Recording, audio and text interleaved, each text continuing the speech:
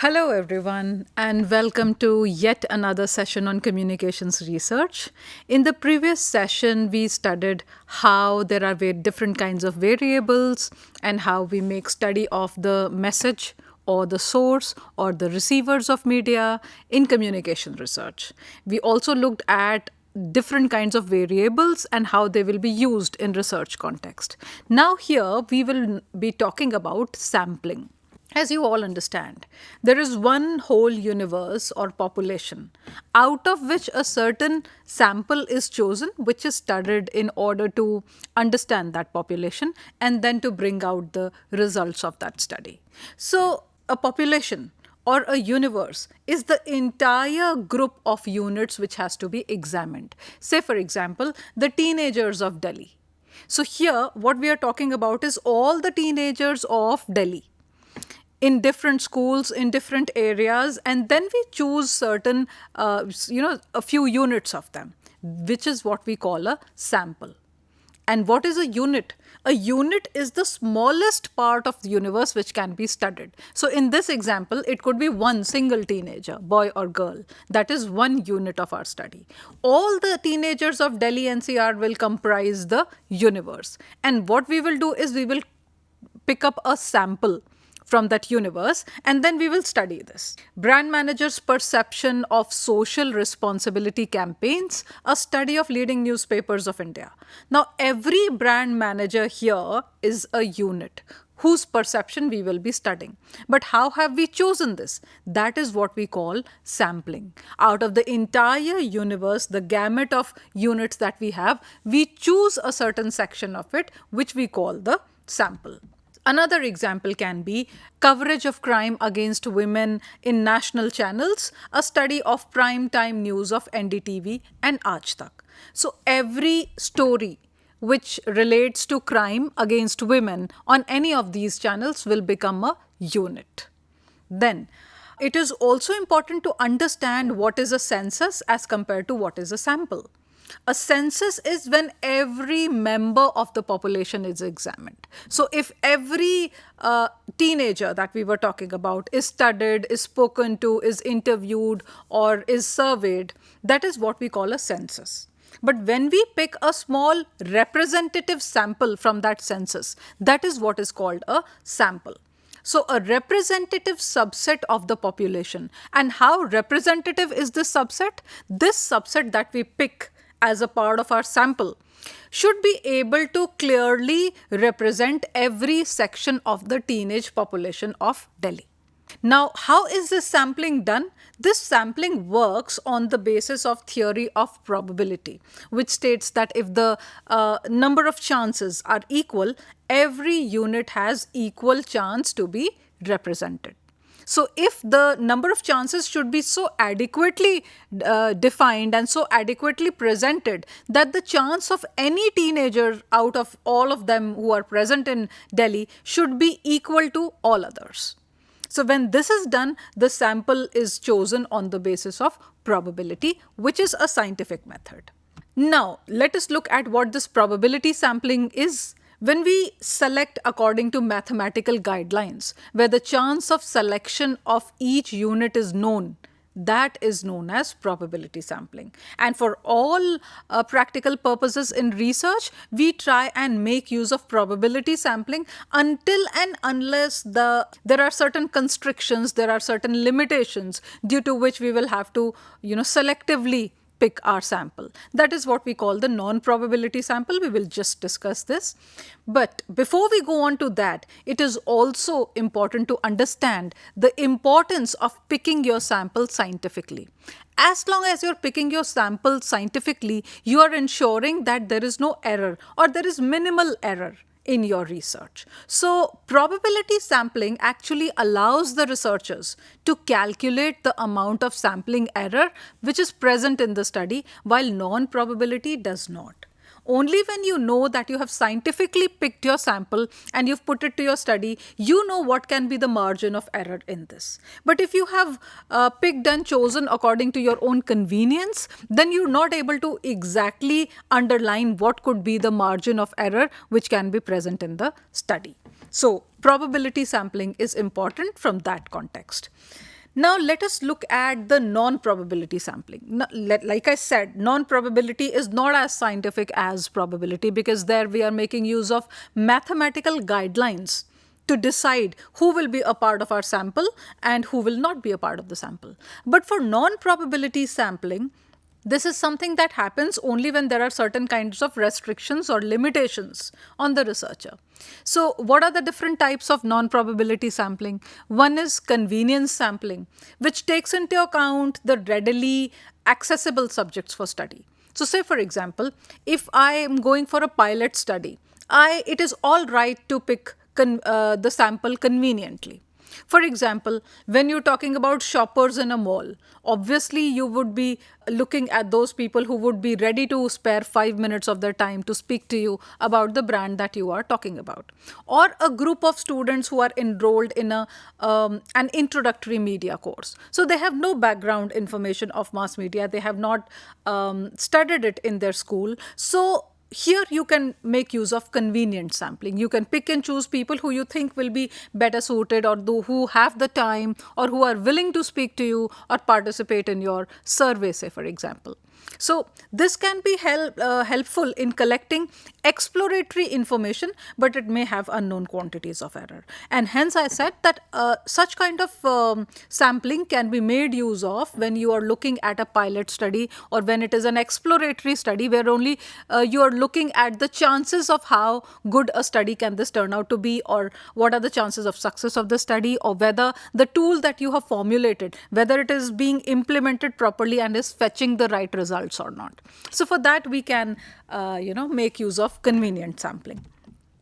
The next is volunteer sampling. Now, volunteer sampling is also a kind of non-probability method where we are looking at only those people who are willing to participate in research projects, and they can differ greatly from non-volunteer. So say, for example, when you say that you have a new brand of lipstick, let us say, for example, and then you choose some people who would be willing to try it and give you a feedback of how they liked it, or if there are certain improvements that can be made. So here you will require only those women who are volunteering to take up your brand of lipstick, or something which they have not been using in the past, a brand that is new to them.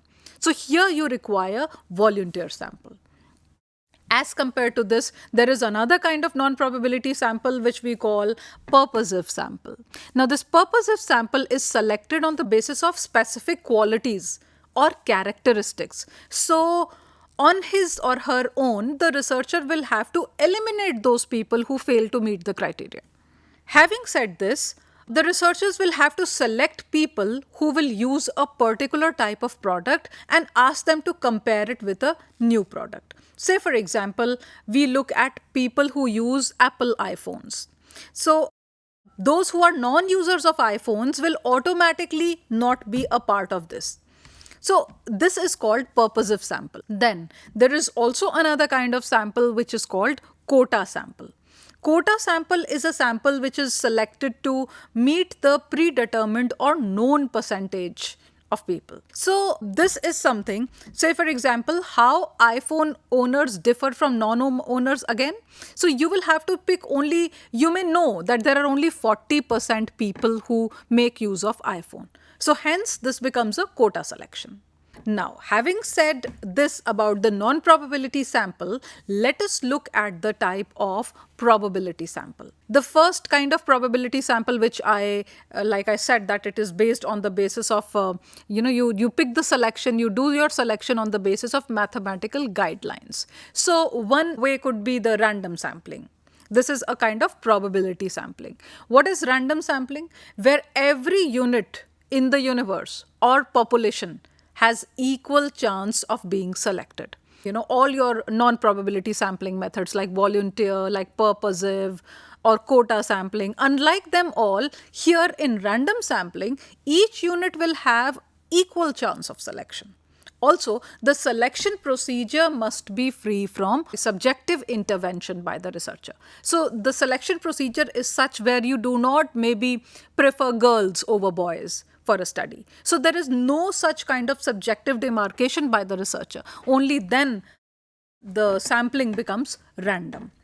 So this is why we say that mathematical guidelines are used, because we are providing every unit in the population a fair chance of being selected as a part of the sample.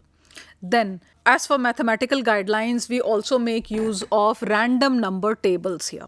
When we talk about the random number tables, these are the tables that have arbitrarily written numbers. You can pick one particular number and at a certain interval pick another, and then third, and then fourth. So this is how you pick up your sample for population. Say for example, you picked the fifth, and then at an interval of 10th, then you picked the 10th one. At an interval of 5, you picked the 15 ones. Another interval of 5, you picked the 20th one. So this number 5, 10, 15 and 20 become a part of your sample. This is how we do it with the help of random number tables. Also, we need to understand what systematic random sampling is. So far, we have understood the concept of probability. We have understood the concept of randomness. Now we need to know what is systematic random sampling. Now, systematic random sampling is the one where every nth subject or unit is selected from a population. So this is what we make use of when we were talking about the table of random numbers. So say for example, one has to choose a sample of 20 from a population of 100. So there are 2-3 things that we will need to determine as part of the systematic random sampling. One is the sampling rate. Since we are saying 20 on 100, it automatically becomes 1/5. What is the sampling interval? It could be, say for example, because we are saying every 5th candidate we are picking, so sampling interval will be 5. So 5th, and then 10th, and then 15th, so on. And sampling frame will comprise of everyone who's who forms the list of members, the complete list of members, the universe. So that is called the sampling frame. Out of this sampling frame, what we are doing is we are looking at the intervals and the sampling rate and accordingly picking the number of people that we require for our study. So this is systematic random sampling. The degree of accuracy and adequacy is directly proportional to each other. This means that how adequate your sampling frame is will decide how accurate your study is to the adequacy of the sampling frame. After this, we need to look at what is stratified sampling. Strata, as the name suggests, is breaking down into different categories. When adequate representation of a subsample is desired, we make use of stratified sampling. Why? Because there is a possibility that there can be too many differences in the universe and it cannot be considered as one universe. So characteristics of strata may include any variable for that matter. It could be on the basis of age, it could be on the basis of gender, it could be on the basis of religion or income or many such other variables. So, to give you an example here of why stratified sampling is required, why do we need to break our sample into certain stratas, let us look at an example. Suppose you are trying to study the media exposure of people of an organization. Obviously, for all the obvious reasons, we know that the exposure to media of managers and manager level people will be much different from factory workers, people who are working on as daily wages over there. So when we are studying the media exposure, we will have to create different stratas or different categories of people. You cannot combine the media exposure of managers with the media exposure of the workers or the laborers there. So here in such kind of a condition, but all of them, since we are talking about the media exposure of people of an organization, everybody who's working in that organization will become a part of the universe. But stratas will have to be divided. And of course, one thing that we must know and remember in this sense is that homogeneity will always reduce our sampling error. The less the sampling error, the better the study becomes, the more accurate the study becomes. So one should try and make as much homogeneity in the various subcategories as possible.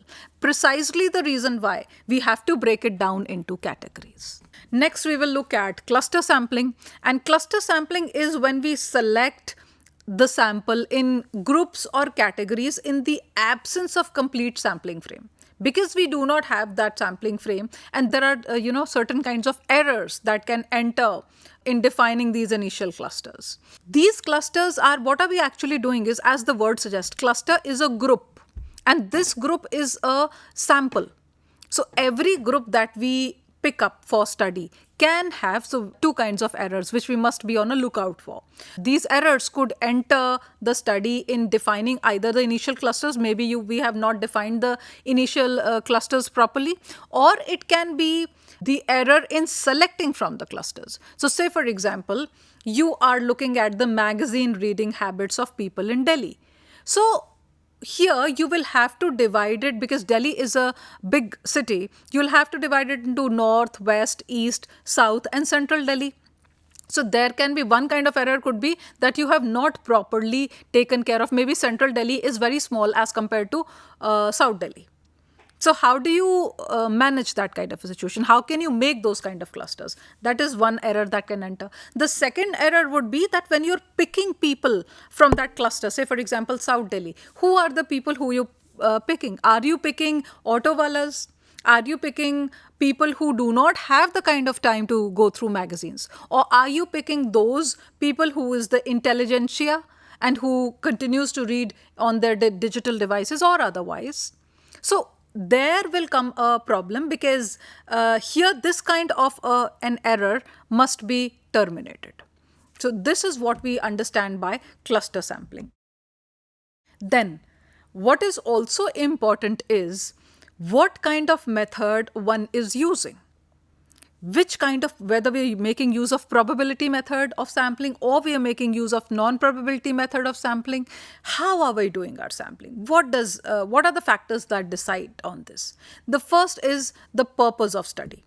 So the purpose of study would mean investigating variable relationships or collecting exploratory data for designing or measuring the instruments. So whenever it is an exploratory data that we are trying to collect, we know that we can go for the non-probability methods of sampling. And when we are looking at investigating variable relationships, then we prefer to go for the probability methods of sampling. Another important aspect is cost and value. You are putting in too much of cost, too much of time, too much of resources, and the value, the outcome that research study is going to get is not going to have any remarkable value or use in the knowledge world. Then there is no point putting in so much of effort. So cost and value are two practical factors that one must consider when you're deciding which method one is going to use. And then of course the third factor is time constraints.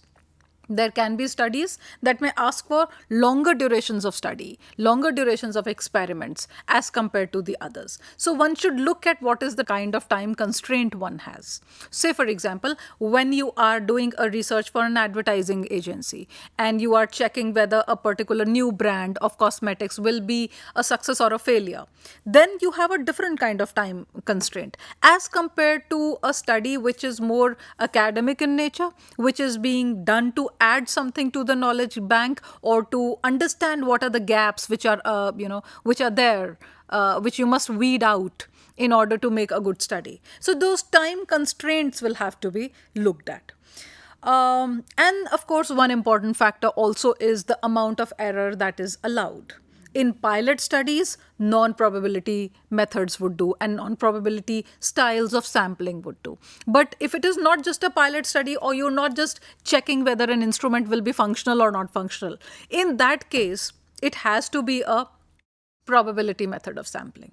So those are the various ways how you decide what kind of sampling should be made. Now sampling can be applicable to various methods. It is not just that we are limiting ourselves to surveys only. Now having said that, it is important to understand which kind of method to be used and which kind of sampling method to be used. So I have given you the various kind of probability sampling methods as well as non-probability sampling methods, and I'm hoping that it will help you think and decide whenever you sit down to write your research projects, research proposals, you're able to decide how you're going to create a sample out of the